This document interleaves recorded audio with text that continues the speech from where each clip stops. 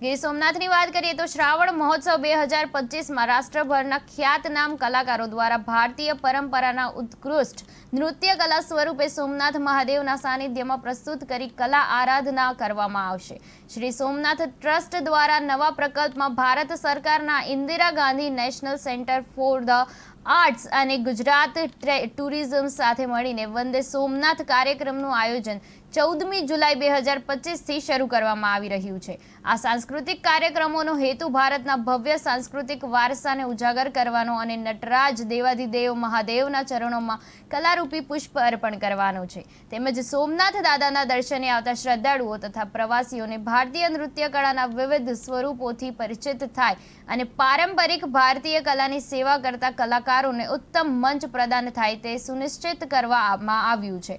સોમનાથ મહાદેવના સાનિધ્યમાં ઉચ્ચ સ્તરીય કલાકારો પોતાની કલા દ્વારા મહાદેવને પ્રસન્ન કરવા અનોખી આરાધના કરશે, જેમાં પ્રથમ મણકા સ્વરૂપે તારીખ 14/7/2025ની સાંજે શ્રી સોમનાથ મંદિર ચોપાટી ગ્રાઉન્ડ ખાતે વંદે સોમનાથ કાર્યક્રમનો જાજરમાન પ્રારંભ કરવામાં આવશે।